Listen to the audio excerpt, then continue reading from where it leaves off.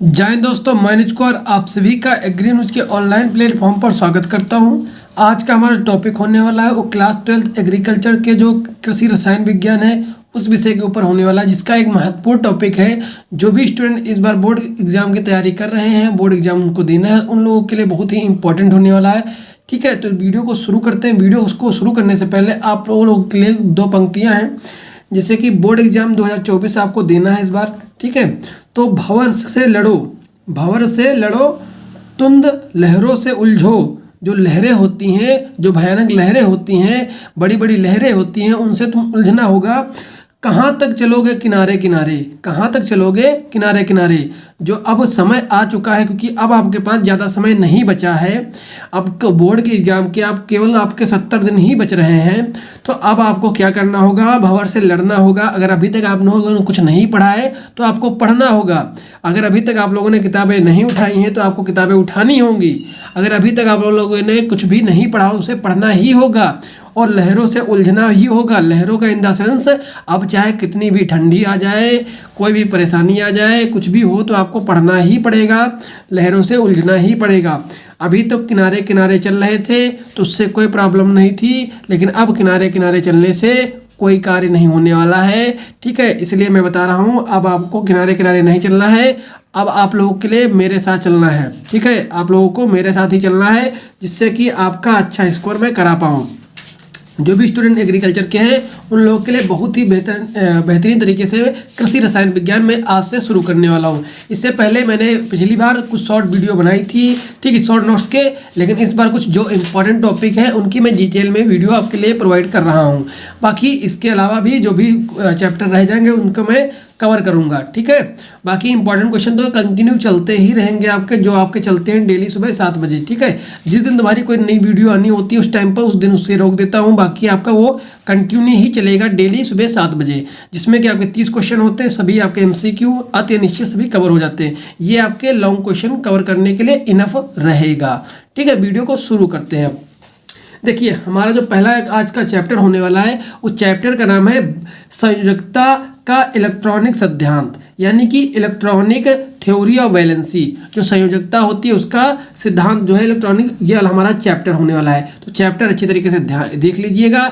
ठीक है, क्या है होने वाला है हमारा। अब इसमें देखिए, ये जो आपका लिखा हुआ है इलेक्ट्रॉनिक थ्योरी ऑफ वैलेंसी, इसे ही को ही हम हिंदी में कह सकते हैं संयोजकता का इलेक्ट्रॉनिक सिद्धांत। ठीक है, तो अब आगे देखिए, इलेक्ट्रॉनिक जो थ्योरी है उसको क्या कहते हैं, वो किसने क्या दिया था, इसके बारे में थोड़ा पढ़ लेते हैं। ठीक है, उसके बाद बहुत अच्छी तरीके से आपको बताऊंगा, आपको समझ में भी आएगा। ठीक है, आप टेंशन मत लीजिए। ठीक है, आपको वीडियो पूरा देखना है, पूरी शिद्दत से देखना है। ठीक है, पूरी शिद्दत से देखना है, आपको वीडियो को समझ में आएगा, आपको पूरा चैप्टर अच्छी तरीके से समझ में आएगा, और आपको कैसे लिखना है ये भी बता दूंगा, कैसे आपको इसको याद करके जाना है। ठीक है, इसकी आप परेशानी मत लीजिए, जो मैं बता रहा हूँ वैसे आप करते जाइए। देखिए, electronic theory of valency, Kossel एवं लुइस। कोसेल एक साइंटिस्ट का नाम है। ठीक है, कोसेल और लुइस ये दो साइंटिस्ट नाम के थे, जिन्होंने बताया था कि परमाणु की बाहरी कक्षा में, जो परमाणु होती है उसकी जो बाहरी कक्षा होती है, कि इलेक्ट्रॉन जो होते हैं वो संयोजी इलेक्ट्रॉन होते हैं। वो कैसे इलेक्ट्रॉन होते हैं, संयोजी इलेक्ट्रॉन होते हैं, जो इलेक्ट्रॉन देकर या ग्रहण करके या साझेदारी करके, या तो देते हैं किसी को, या तो किसी से लेते हैं, या फिर आपस में साझेदारी कर लेते हैं। अपनी अपनी बाहरी जो कक्षा होती है उसमें 8 इलेक्ट्रॉन होते हैं। जो इनकी बाहरी कक्षा होती है उसमें कितने इलेक्ट्रॉन होते हैं, तो 8 इलेक्ट्रॉन होते हैं। आप लोगों ने पढ़ा भी होगा कि परमाणु की जो कक्षा होती है उसके लास्ट में हमेशा 8 ही इलेक्ट्रॉन होते हैं। तो इलेक्ट्रॉनों की पूर्ति कर लेते हैं। ठीक है, या तो ग्रहण करके, या तो किसी को देकर, या फिर किसी से साझेदारी करके, वो अपने लास्ट वाली जो बाहरी कक्षा होती है उसमें 8 इलेक्ट्रॉन पूरे कर लेते हैं।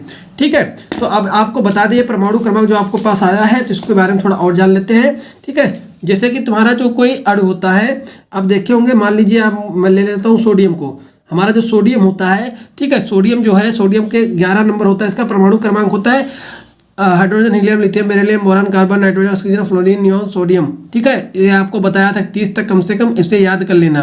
ठीक है, तो यहाँ पर इसका 11 होता है परमाणु क्रमांक। तो इसकी जो बाहरी कक्षा होगी उसके पास 2 होंगे। ठीक है, उसके बाद दूसरी कक्षा जो होगी वो कितने हो जाएंगे, 8 हो जाएंगे। ठीक है, इसके बाद जो कक्षा बचेगी तो उसमें कितने बचे आपके, एक बचा।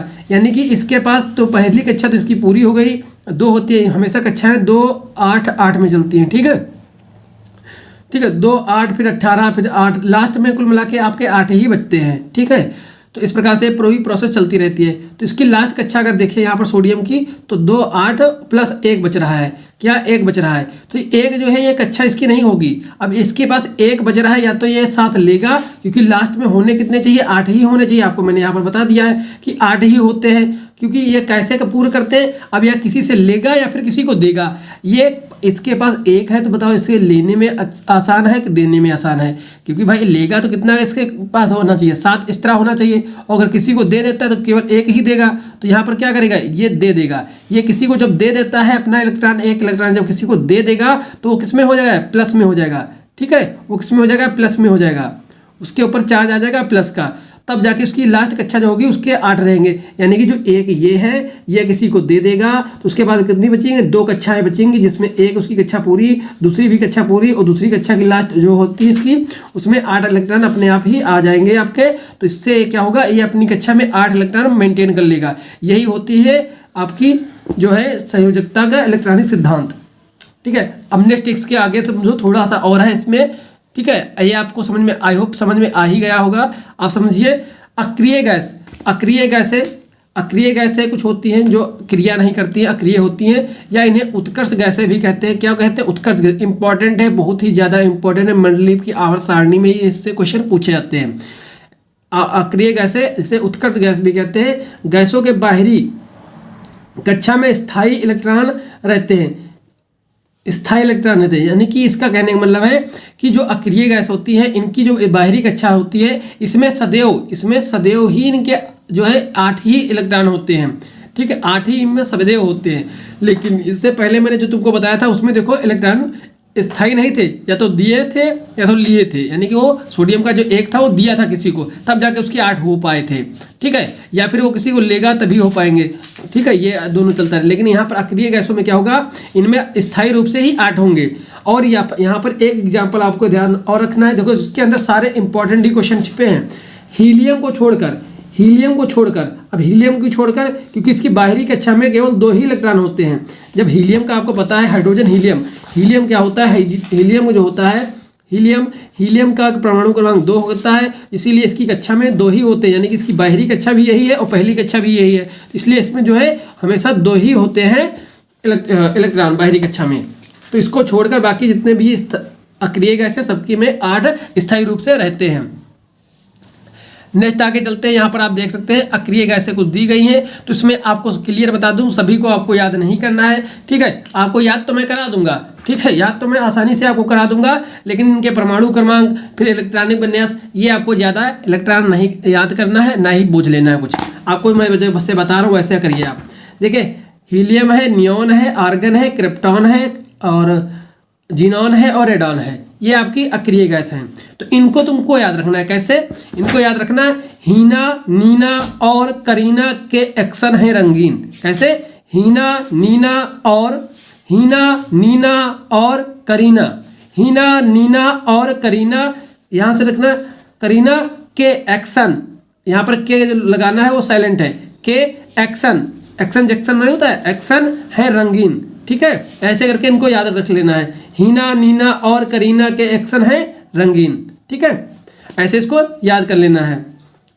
अब इसके परमाणु क्रमांक तुमको यहाँ तक आसानी से याद करोगे, जब आपको मैंने बताया 30 तक याद करना है। 30 तक में आ जाओगे तो यहाँ पर 20वां आपका, यहाँ पर 18 नंबर पर यही आ जाएगा आर्गन। बस आपको यहाँ तक याद कर लेना है, पेपर में यहीं से यहाँ तक लिख देना, बस सिर्फ यहाँ से यहाँ तक लिख देना एग्जाम्पल के तौर पर, ठीक है। यहाँ पर ये सबको आपको याद करने की जरूरत नहीं है। इसमें देखो सबके अंदर क्या 8 सबके अंदर आ रहे हैं, 8 जो है इसकी कक्षाएं पूरी हो रही हैं, यही इसमें बताया गया है।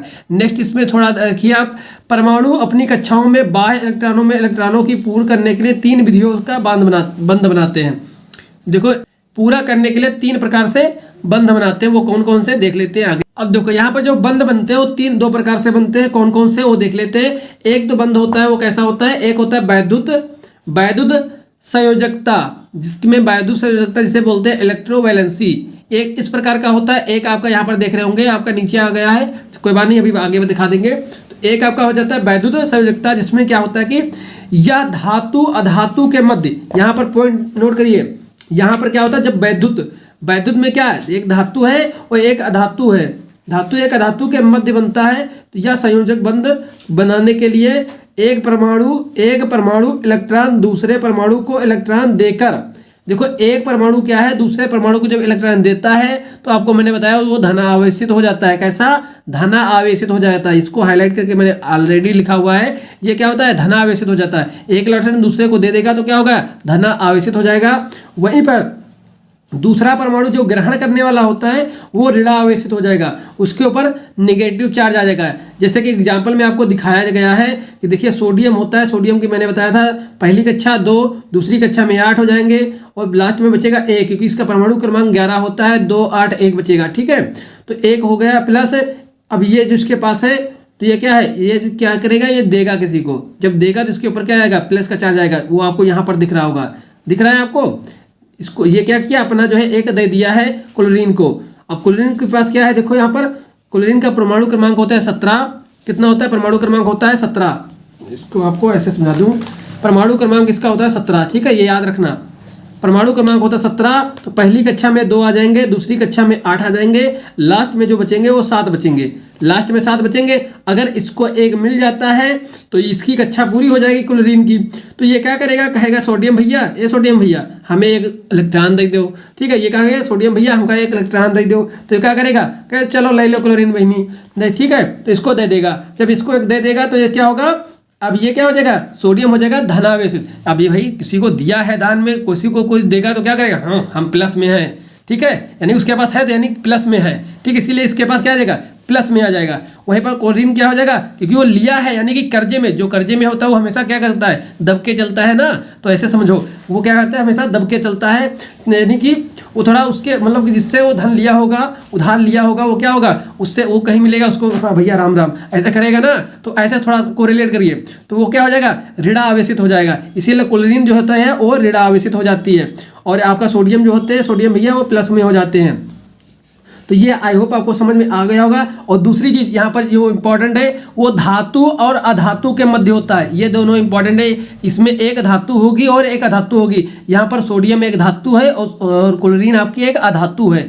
ये पॉइंट आपको ध्यान रखना है। अगर आपको ये कुछ नहीं समझ में आ रहा है, आपको कुछ भी और भी आसान चाहिए तो आपको और आसान में बना देता हूँ। आपको क्या करना है, आपको सिर्फ ऐसे लिख लेना है कि वैद्युत संयोजकता जो होती है वो सिर्फ धातु अधातुओं के मध्य में होती है, और डायरेक्ट आपको ये वाला एग्जाम्पल छाप देना है। ठीक है, बस इतना आप कर दीजिएगा, आपका नंबर पक्का है। नेक्स्ट आपका है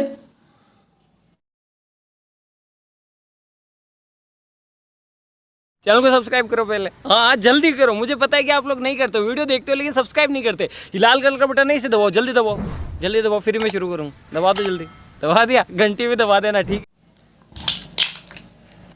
नेक्स्ट होता है सहसंयोजकता। नेक्स्ट होता है सहसंयोजकता, इसे कोवैलेंसी बोलते हैं। क्या? सहसंयोजकता या कोवैलेंसी। ठीक है, एक आगे आप संयोजकता वाला चैप्टर भी पढ़ेंगे। इसमें देखिए सहसंयोजकता क्या होती है। यह क्या होता है, यह बंध बनाता है अधातुओं और अधातुओं के बीच में। यहाँ पर पॉइंट जो है ये याद रखिएगा, अधातु और अधातु के बीच में। कौन सी? अधातु और अधातुओं के बीच में। पहले जो मैंने आपको बताया वैद्युत में, तो वैद्युत में क्या था, धातु प्लस अधातु था, धातु प्लस अधातु था, धातु प्लस अधातु था। ठीक है, लेकिन यहाँ पर सहसंयोजक में क्या हो जाएगा, अधातु के बीच में। अब इसको कैसे याद रखोगे, देखो यहाँ पर आ रहा है सह, हमेशा देखो सह यानी कि सहायक, दोनों के लोग सेम कुछ ऐसा आपको कोरिलेट में आ रहा है। सह यानी सहजीविता, ऐसे करके पढ़े होंगे ना आप लोग उसमें एग्रोनॉमी में, तो वैसे इसमें समझिए। तो सह माने कि दोनों सेम होंगे, जहां तक सेम होंगे। तो अधातु यानी कि सेम होते हैं इसमें। ठीक है, बस ऐसे थोड़ा आपको समझना है। के बीच में इलेक्ट्रॉनों के बराबर साझेदारी। यहाँ पर किसी का लेना देने वाले काम ही नहीं है। यहाँ पर ना हम किसी से लेंगे ना किसी को देंगे, हम जितना लेंगे उतना ही देंगे, यानी कि हम दोनों साझेदारी में रहेंगे। ठीक है, किस में रहेंगे, साझेदारी में रहेंगे, यानी कि आपस में साझेदारी कर लेते हैं। इसीलिए यहाँ पर देखो सहसंयोजकता लगा हुआ है, सहसंयोजकता यानी सहजीविता। ठीक है, साझेदारी कर लेते हैं। यहाँ पर आप देखिए अधातु क्लोरीन है, वो भी एक अधातु है। ठीक है, क्लोरीन क्या है, आपकी अधातु है, ये भी क्लोरीन आपकी अधातु है। ठीक है, अब यहाँ पर देखो इसको ये बिंदी अगर ना समझ में आ रही हो तो बस कुछ मत करना। यहाँ पर तुम कैसे कर सकते हो इसे, ये क्या है आपकी, देखो अब क्लोरीन का होता है कितना, 2, 2, 8 और 7, यही तो होता है, 2, 8, 7, 17 होता है इसका परमाणु क्रमांक। तो 2, 8, 17, पहली कक्षा पूरी, दूसरी कक्षा पूरी, अब तीसरी कक्षा इसकी पूरी नहीं हो रही। जब तक इसकी कक्षा पूरी नहीं होगी तब तक ऐसे ऐसे भटकेगा, ऐसे इधर उधर। तो इसके क्या पास हो गए, 7 है, 1, 2, 3, 4, 5, 6, 7, ये 7 इसके इलेक्ट्रॉन है। क्या है, इलेक्ट्रॉन। इसी प्रकार से इनके पास क्या है, 1, 2, 3, 4, 5, 6, 7, इनके पास जो है 7 इलेक्ट्रॉन है जिनकी कक्षा पूरी नहीं है। अब क्या करेंगे, अब ये कहते हैं भैया एक क्लोरीन, दोनों आपस में क्या करेंगे, चलो तुम्हारे पास भी एक कम है, हमारे पास एक भी कम है, हम लोग क्या करते हैं आपस, हम तुम्हारा ले लेते हैं, तुम हमारा ले लो, अपनी अपनी कक्षा पूरा कर लेते हैं, ऐसा कहते हैं। ठीक है, तो यही यहाँ पर हुआ है। क्लोरीन का एक जो इलेक्ट्रॉन ये था, ये इसने ले लिया, और इसका जो एक ये इलेक्ट्रॉन था ये इसने ले लिया। तो मतलब कि लिया नहीं है, मतलब कि आपस में दोनों साझेदारी कर लिए, ताकि इनका काम, इनका जब इनका जो अपना कक्षा पूरा करना है तो इनका ले लिया एक इलेक्ट्रॉन, और इनका जब पूरा करना है तो इनका ले लिया एक इलेक्ट्रॉन, ताकि इनकी कक्षाएं जो है आपस में पूरी रहे। इस प्रकार से यहाँ पर देखिए, जब आपको ये कुछ ना समझ में आए तो ये वाला फॉर्मूला लगा देना। ठीक है, ठीक है, ये वाला Cl मिलकर क्या बनाते हैं, Ca2 बनाते हैं, Cl2। ठीक है, तो इसी प्रकार से आपको समझ लेना है। नेक्स्ट आपका आता है सहसंयोजकता के बांध। अब सहसंयोजकता के जो बांध है वो भी मतलब कि डिवाइड होते हैं, कितने प्रकार से होते हैं, तो इसमें 3 प्रकार होते हैं। एक होता है एकल बांध के द्वारा, देखो सहसंयोजकता के बांध है ये ध्यान रखिएगा। जो बंध होते हैं यानी बॉन्ड जो बनाते हैं वो एकल बॉन्ड होता है, या फिर द्वि बॉन्ड होता है, या ट्रिपल बॉन्ड होता है। आप लोग जब बॉटनी पढ़ेंगे तो वहां पर जब आप पढ़ते हैं डीएनए का डबल हेलिक्स मॉडल जब पढ़ेंगे तो उसमें भी पढ़ेंगे डबल बॉन्ड और सिंगल बॉन्ड। ठीक है, ये ट्रिपल बॉन्ड। ठीक है, ये यहाँ देखिए, ये होता है आपका सिंगल बॉन्ड, ये होता है डबल बॉन्ड, ये होता है ट्रिपल बॉन्ड। ट्रिपल बॉन्ड में 3 लकीरें खींची जाती हैं, और यहाँ पर डबल बॉन्ड में डबल लकीर से जुड़ा होता है, वहीं सिंगल बॉन्ड में सिंगल लकीर जो है खींची होती है। आगे चलते हैं। अब यहाँ पर देखिए उदाहरण देखिए। ठीक है, ये आपका जो उदाहरण है ऊपर, ये सिंगल बॉन्ड का है, सिंगल बॉन्ड का है। देखिए 2 हाइड्रोजन अणु में जोड़ा। ठीक है, जब 2 हाइड्रोजन अणु को हम आपस में जोड़ते हैं तो सिंगल बॉन्ड से जुड़ जाते हैं। किससे, सिंगल बॉन्ड से जुड़ते हैं, तो इससे बनता है हाइड्रोजन। ठीक है, हाइड्रोजन अणु बन जाता है H2O। ये सिंगल बॉन्ड, इसके पास एक इलेक्ट्रॉन, इसके पास एक इलेक्ट्रॉन है, दोनों के जब आपस में जुड़ते हैं तो सिंगल बॉन्ड के द्वारा आपस में जुड़ते हैं। ये सिंगल बॉन्ड आपके पास दिख रहा होगा। ठीक है, आपको कुछ नहीं करना, बस यही पूरा समीकरण उतार देना है। नेक्स्ट आपका है नंबर 2 पर। आप देख रहे होंगे कि नंबर 2 पर क्या है, यहाँ पर देखिए ऑक्सीजन। अब ऑक्सीजन की जो बाहर जो आपको दिख रहा है ये क्या है, इलेक्ट्रॉन ही है। इलेक्ट्रॉन कैसे भाई, ऑक्सीजन का परमाणु क्रमांक क्या होता है, ऑक्सीजन का परमाणु क्रमांक क्या होता है भाई, क्या होगा आपका, hydrogen, helium, lithium, beryllium, boron, carbon, nitrogen, oxygen. Oxygen क्या होता है आपका 8। ठीक है, 8 होता है आपका ऑक्सीजन का परमाणु क्रमांक। तो 8 होता है तो पहली कक्षा तो उसकी 2 की पूरी हो जाएगी, दूसरी कक्षा के लिए उसके 6 पास बचेंगे, तो वही आपके 6 जो है 1, 2, 3, 4, 5, 6, यही 6 क्या है आपके, यही बाहरी इलेक्ट्रॉन है, बाहरी कक्षा के जो इलेक्ट्रॉन है। वहीं पर एक जो ऑक्सीजन है इसके पास भी बाहरी कक्षा में 6 होंगे। तो अब ये क्या करेगा, ये आपके बस क्या करेगा, आपस में जब जुड़ेगा, जब आपस में जुड़ेगा तो कौन सा बॉन्ड बनाएगा, तो ये डबल बॉन्ड बनाएगा। Double bond in the sense जैसे कि इसको पूरा करने के लिए कितनी आवश्यकता है, अपनी कक्षा पूरा करने के लिए कितने की आवश्यकता है, तो आवश्यकता कितनी है कि 2 की। अगर 2 इसके पास मिल जाए तो इसकी आवश्यकता पूरी हो जाएगी। यानी कि भाई मेरे, अगर अभी तक आपको नहीं समझ में आया है तो देखो, ऑक्सीजन है। ठीक है, ऑक्सीजन की पहली कक्षा पूरी हो गई, दूसरी कक्षा के लिए उसके पास 6 है। ठीक है, अब इसकी पूरी करने के लिए कितना चाहिए, 2 एक्स्ट्रा चाहिए। अब 2 कहाँ से लाएगा, किसी पड़ोसी से मांगेगा, तो कितनी चाहिए, 2 चाहिए। ठीक है, 2 अगर इसको मिल जाते हैं तो इसकी कक्षा भी 8 हो जाती है, हो जाएगी 8। तो ये 8 लाने के लिए इसके पास 2 लेनी है ना, तो इसीलिए 2 बॉन्ड डबल बॉन्ड बन जाएंगे इसके पास। किसी से जब लेगा ना तो डबल बॉन्ड के द्वारा जुड़ेगा। बस इतना ही इसमें लॉजिक है। ठीक है, ये आप यहाँ पर देख सकते हो। अब ये 2 जो है, ये वाले 2 जो है वो इसने ले लिए हैं इससे, और इसने क्या किया, ये वाले 2 जो है इससे ले लिया है। या फिर यहाँ पर देखिए ऐसे, आपको जब कुछ ना समझ में आए, ये वाला अगर ना समझ में आए तब आपको ये सिंपल वाला रूट अपनाना, लेकिन कोशिश करिए ये वाला। ठीक है, समझ रहे हैं, तो ये आपको बताने, ये जो है डबल बॉन्ड से जुड़े हुए हैं तो बाकी O2 बना लेते हैं आपस में। ठीक है, नेक्स्ट आपका है ट्रिपल बॉन्ड वाला। देखो यहाँ पर देखो ये आपका नाइट्रोजन है। नाइट्रोजन का परमाणु क्रमांक क्या होता है, 7 होता है। ठीक है, 7 होता है। तो पहली कक्षा इसकी पूरी हो गई। अब इसको पूर्ण करने के लिए, इसकी दूसरी कक्षा जो होती है वो पूर्ण करने के लिए 3 इलेक्ट्रॉन की कमी हो रही है। 3 इलेक्ट्रॉन की इस आवश्यकता और है, तो ये 3 किसी दूसरे से लेगा तो ये ट्रिपल बॉन्ड से जुड़ जाता है। किससे ट्रिपल बॉन्ड से जुड़ जाता है, तो वही आपको यहाँ पर दिखाया गया है। ठीक है, वही आपके ये जो बिंदी देख रहे हो ये सभी इलेक्ट्रॉन है जो कि इनको देखो 2 इसके ये हो गए और ये आपके 5 हो गए। इसको और कितने चाहिए, 3 और चाहिए। 3 यहाँ पर हो चुके हैं।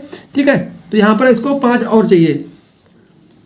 एक कक्षा तो पूरी है, इसकी 2 और हो गए, यहाँ पर 3 यहाँ पर बचे, इसे 3 और मिल जाते हैं तो इसके 8 हो जाएंगे, इसकी कक्षा पूरी। तो ये अपनी कक्षा पूरी करने के लिए इससे ले लेगा, या फिर आप ये वाला फॉर्मूला अप्लाई कर सकते हैं। ठीक है, यही आपको इसमें बताया है मैंने। नेक्स्ट आपका है, ठीक है, ये थोड़ा आपका जैसे अमोनियम अणु में सहसंयोजकता होती है तो उसको भी इस प्रकार से रिप्रेजेंट किया जाता है जैसे मैंने ऊपर बताया, तो वो भी आपको यहाँ पर बताया गया है। ठीक है, इसे भी आप नोट डाउन कर सकते हैं। बाकी अब बात करते हैं सहसंयोजकता के प्रकार। अब इनके प्रकार कौन कौन से होते हैं सहसंयोजकता के। ठीक है, तो प्रकारों में इसके 3 प्रकार होते हैं, जिनमें से सबसे इंपॉर्टेंट अगर प्रकार की बात करें तो वो थर्ड वाला होता है। ठीक है, बाकी ये आपके ज़्यादातर पूछे नहीं जाते, लेकिन थर्ड वाला आपका ज़्यादा इंपॉर्टेंट है, तो इसीलिए ज़्यादा फोकस हम थर्ड वाले पर ही करेंगे, क्योंकि आपका ये स्पेशल क्लास है, क्योंकि ये इंपॉर्टेंट प्रश्नों की, ना कि आपको पूरा जो है कंप्लीट कराने के लिए। ठीक है, जो आपके इंपॉर्टेंट है, जो आपके पूछा जाता है, वही वाला आपको बताएंगे। ठीक है, बाकी आप यहाँ पर इससे पढ़ना चाहें तो आप इसे पढ़ सकते हैं। बाकी मैं थोड़ा बता देता हूँ आपको। अध्रुवी सहसंयोजक, ठीक है, इस प्रकार का बंध 2 समनाभिकीय जिसे समनाभिकीय यानी कि होमोन्यूक्लियर परमाणु के मध्य बनता है। साझा किए गए इलेक्ट्रॉन युग्म पेयर दोनों परमाणु के बिल्कुल मध्य में स्थित रहते हैं, क्योंकि दोनों परमाणुओं की विद्युत ऋणात्मकता बराबर होती है। ऐसे अणु उदासीन होते हैं। कहने का मतलब वही है जो मैंने पहले आपको बता के आया हूँ, वही सिंपल अपना।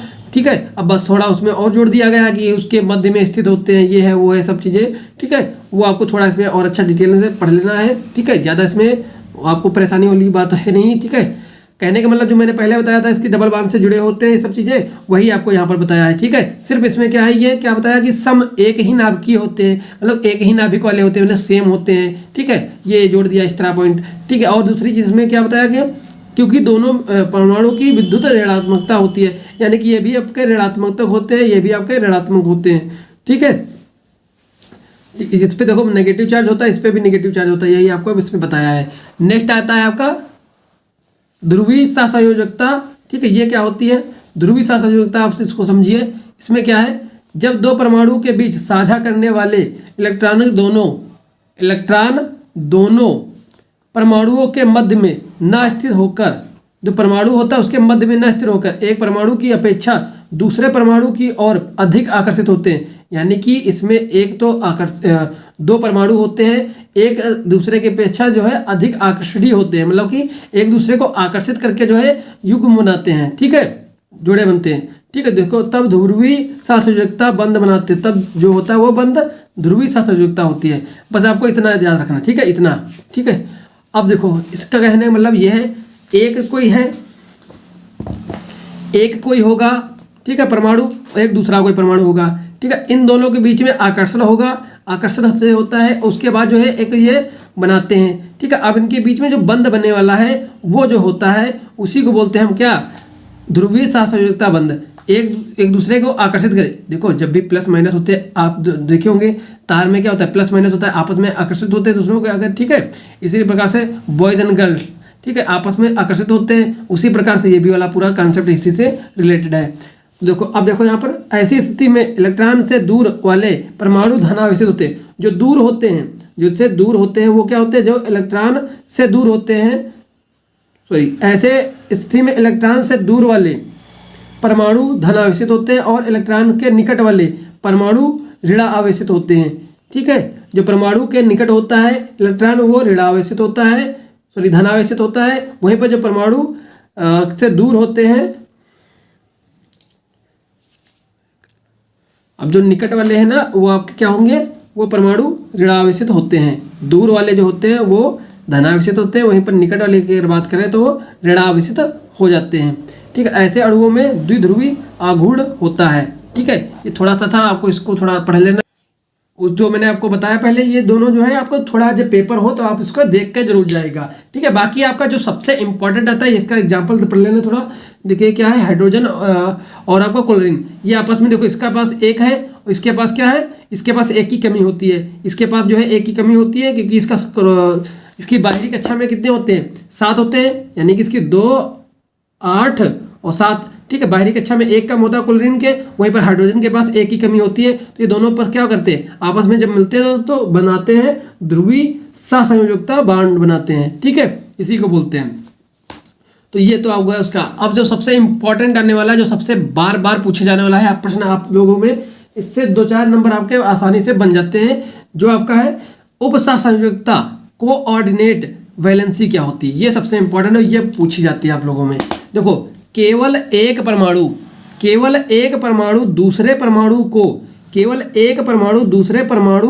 को जिसमें 2 इलेक्ट्रॉन की कमी होती है, जिसमें कितने 2 इलेक्ट्रॉन की कमी होती है, इलेक्ट्रॉन का एक युग्म प्रदान करता है, इलेक्ट्रॉन का एक युग्म जो होता है वो प्रदान करता है, और फिर दोनों के बीच जिसमें 2 की कमी होता है, इलेक्ट्रॉन का एक युग्म उसको प्रदान करता है, और फिर दोनों के बीच इस प्रकार साझेदारी होती है कि प्रत्येक के पास 8 इलेक्ट्रॉन हो जाते हैं, 8 इलेक्ट्रॉन हो जाते हैं, ठीक है। पहले इसमें क्या है, केवल एक परमाणु दूसरे परमाणु को जिसमें 2 इलेक्ट्रॉन कम हो उसको एक युग्म देता है, और फिर दोनों इस हिसाब से साझेदारी करते हैं कि प्रत्येक की जो कक्षाएं हैं वो 8-8 हो जाती हैं। अब आगे बताते हैं तब और अच्छी तरीके से आपको समझ में आएगा। इलेक्ट्रॉन देने वाले को दाता कहा जाता है, आप सभी को पता है, डोनर कहेंगे। इलेक्ट्रॉन लेने वाले को ग्राहक कहते हैं, वेरी गुड, या एक्सेप्टर कहते हैं।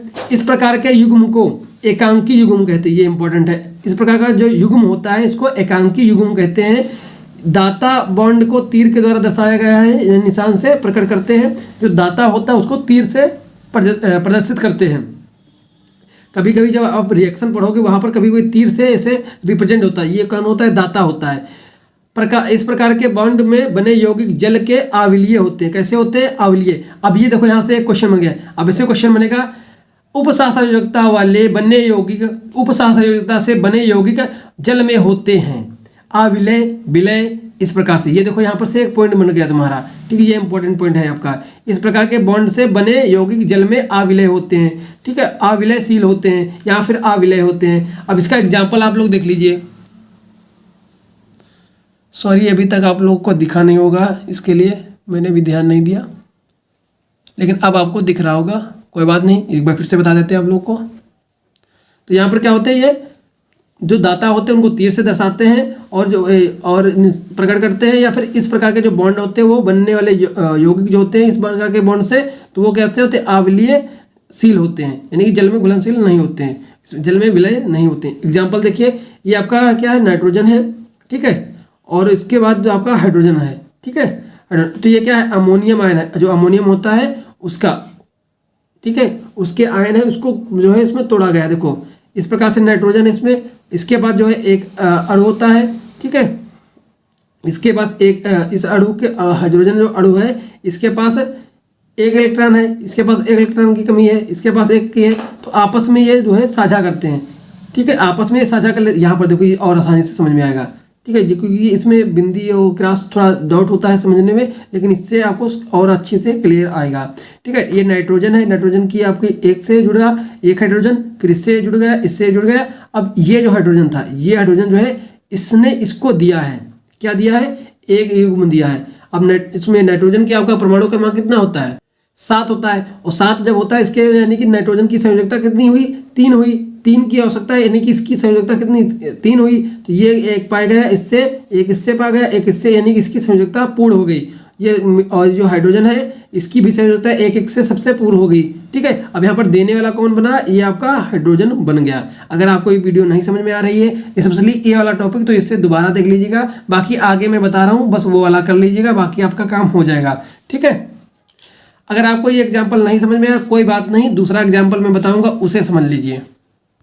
अब आपको जो मैं एग्जाम्पल देने वाला हूँ सबसे इम्पॉर्टेंट और सबसे सरल है, क्योंकि इसे आप आसानी से बना भी सकते हैं।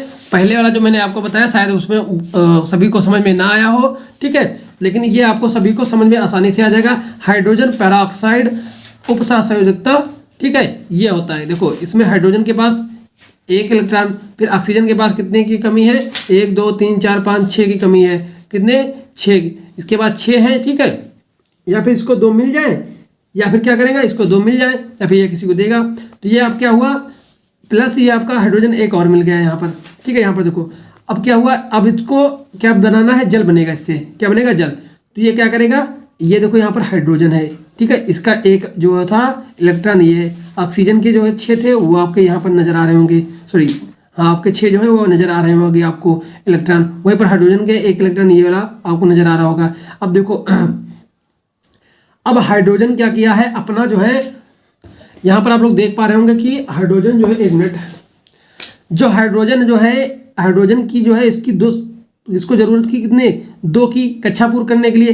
तो ये इसने 2 इससे ले लिए हैं, इससे अपने ले लिए, तो इसकी कक्षा पूर्ण हो गई। एक तो इसके पास था, एक इसका ले लिया, इसकी ने अपना कक्षा पूरा कर लिया। अब वहां पर इधर वाला हाइड्रोजन जो देखो इसने भी अपनी कक्षा पूरा कर ली।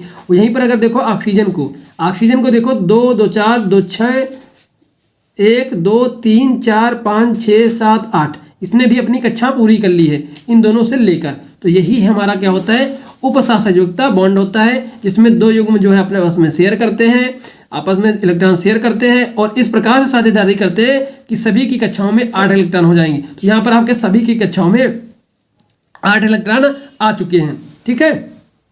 तो आपको ये वाला सिंपल है, आसान है, एग्जाम्पल लिख सकते हो।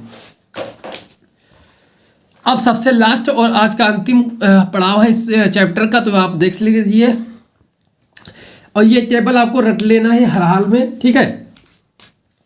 आप इसको जरूर ले लीजिएगा क्योंकि यहाँ पर पूरा में अंतर दिखाएगा और ज़्यादातर अंतर यही पूछेगा आपका। वैद्युत संयोजकता में क्या अंतर है, सहसंयोजकता में क्या अंतर है, सॉरी संयोजक यौगिक में क्या अंतर है, उपसहसंयोजकता में क्या अंतर है, ठीक है, आपस में। अब देखो ये क्रिस्टल जलक में धनायन ऋणायन उपस्थित होते हैं। इसमें क्या होता है, क्रिस्टल जलक में अणु उपस्थित होते हैं। इसमें क्रिस्टल जलक में जटिल अणुओं से बना हुआ होता है ये, ठीक है। ये समवयता प्रदर्शित नहीं करते हैं, ये यौगिक प्रदर्शित करते हैं, ये यौगिक समवयता प्रदर्शित करते हैं, ठीक है। इस प्रकार से जो समवयता होती है वो प्रदर्शित करते हैं। जलीय अवस्था में विलयन में विद्युत के सुचालक होते हैं। अब यहाँ से सबसे इंपॉर्टेंट पॉइंट ये आपका है, अब इससे पूछेगा विद्युत में सुचालक कौन सी संयोजकता में होते हैं, तो वैद्युत संयोजकता में होते हैं, ठीक है। ये कैसे होते हैं, ये कुचालक होते हैं। विद्युत के कुचालक कौन होते हैं, सहसंयोजक होते हैं विद्युत के कुचालक। वहीं पर उपसहसंयोजक क्या होते हैं, ये गलित, ये कैसे होते हैं, गलित तथा घुलित अवस्था में विद्युत में मंद चालक होते हैं। विद्युत के मंद चालक कौन होते हैं, उपसहसंयोजक होते हैं, ठीक है। इसी प्रकार से नेक्स्ट है आपका, ये यौगिक ध्रुवीय होने के कारण आयनित होते हैं। ये ध्रुवीय होते हैं, इसके कारण ये आयनित हो जाते हैं, यानी कि प्लस माइनस में होता है, यानी कोई प्लस पे चार्ज होगा और किसी पे माइनस चार्ज होगा। ये यौगिक आयनित नहीं होते हैं, कौन से, सहसंयोजक। वहीं पर ये यौगिक क्या होते हैं, आयनित ये भी नहीं होते हैं। नेक्स्ट आपका सबसे लास्ट पॉइंट आपका जो है, जलीय विलेय कार्बनिक विलायकों में अविलेय होते हैं। जलीय विलेय कार्बनिक विलायकों जो होते हैं वो उसमें अविलेय होते हैं। यहाँ पर जल में विलय होते हैं, कौन से जल में विलय होते हैं, इंपॉर्टेंट है। जल में विलय कौन से होते हैं, वो सहयोजक होते हैं यौगिक। जल में अल्प मात्रा में ये क्या आपका है, अल्प मात्रा में व, चलो जल के अल्प मात्रा में व कार्बनिक के विलायकों में विलय होते हैं। किसमें, कार्बनिक के विलायकों में विलय होते हैं, लेकिन अल्प मात्रा में, ये याद रखना, अल्प मात्रा में होते हैं, ठीक है। इसमें एक पॉइंट ये आपको ये याद रखना इंपॉर्टेंट है, एक पॉइंट ये आपको सबसे अच्छा इंपॉर्टेंट है, आपका समझौता वाला इंपॉर्टेंट जो है पॉइंट टॉपिक है, ठीक है, ये पॉइंट। तो आई होप ये पूरा टॉपिक आपको समझ में आया होगा, ठीक है। थोड़ा वीडियो लॉन्ग जरूर बन गया है, 34-35 मिनट का, लेकिन कोई बात नहीं, आपको पूरा चैप्टर समझ में आ गया 35 मिनट में, और क्या चाहिए। और इसे तैयार जरूर कर लीजिएगा क्योंकि ये लॉन्ग क्वेश्चन के लिए है, लघु या लॉन्ग या अति, किसी में भी आपसे क्वेश्चन पूछा जा ही जाएगा इससे, ठीक है। कोई ना कोई एक क्वेश्चन जरूर आपसे इससे पूछा ही जाएगा। अब नेक्स्ट चैप्टर का आपका रहेगा आयनवाद, ठीक है, उसका भी वीडियो बनाऊंगा जल्द ही, ठीक है, कंटिन्यू करूंगा। लेकिन इसके लिए आपको भी मेरा सपोर्ट करना होगा क्योंकि मैं आप लोगों के लिए रात जाग कर मैं वीडियो शूट करता हूं, क्योंकि आपको भी पता है घर पर दिन में शूट करना कितना मुश्किल होता है वीडियो को, क्योंकि मैं भी रात में अभी शूट कर रहा हूँ, रात के लगभग 2 बज रहे हैं इस समय, तो इस समय मैं आपकी वीडियो शूट कर रहा हूँ। तो आप लोग भी प्लीज़ सपोर्ट जरूर करिएगा चैनल को, अपने दोस्तों को जरूर शेयर करिएगा, ठीक है। और मिलते हैं फिर नेक्स्ट वीडियो में किसी नए टॉपिक के साथ, ठीक है। बेहतरीन तरीके से, शानदार तरीके से पढ़ेंगे और कवर करेंगे पूरा चैप्टर। इस बार भी पिछली बार की तरह इस बार भी अच्छा स्कोर करेंगे हम लोग साथ में, ठीक है। मिलते हैं नेक्स्ट वीडियो, तब तक के लिए जय हिंद, जय भारत।